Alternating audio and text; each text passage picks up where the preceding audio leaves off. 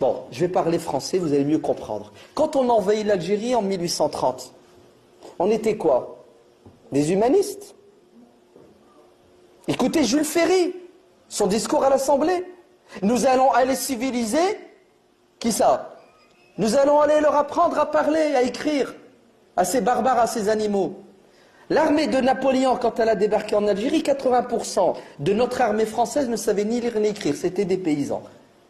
L'armée de l'émir Abdelkader, à 100% savait lire et écrire. Mais le problème, c'est qu'ils ne savaient pas lire et écrire la bonne langue. Ils savaient lire et écrire l'arabe. Donc Jules Ferry a dit, on va leur apprendre l'alphabet. Lorsque l'émir Abdelkader s'est battu contre des gens qui envahissent son pays, on l'a traité de quoi? De terroristes. Lorsque la révolution algérienne 1954 a vu le jour, on les a traités de quoi? De terroristes. Vrai ou faux? Très bien. Et nous, quand on a été envahis en 1940 par les Allemands, on a pris les armes et on s'est battu contre des nazis envahisseurs méchants, et nous, on est des résistants. Vous comprenez quoi? Est-ce que vous connaissez Jean de La Fontaine? Ça vous dit quelque chose? Les tables? Non, les fables. Le loup et l'agneau. Tout dépend dans quel camp vous êtes. Tout simple. Tout dépend dans quel camp vous êtes.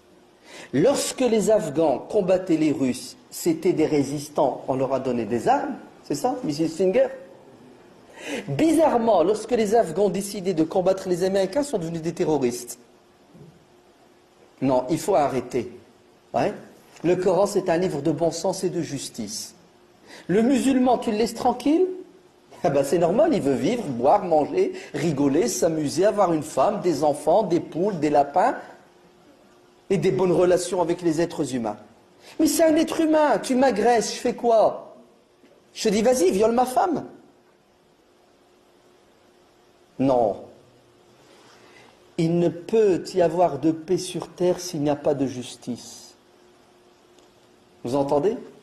Pas de paix s'il n'y a pas de justice. Et la justice est la même pour tout le monde. Pourquoi elle serait différente quand c'est en Amérique centrale? Ouais. On fait un coup d'État, Salvador Allende, on le retire, on le bute et on le remplace par Pinochet. On se fout de quoi là? Non, ça dites-le à quelqu'un qui n'a pas fait de l'histoire. D'accord? Un cancre qui est allé à l'école et qui n'a pas appris ses leçons. Non, non, le Coran, ce n'est pas un livre qui appelle à la guerre. Le Coran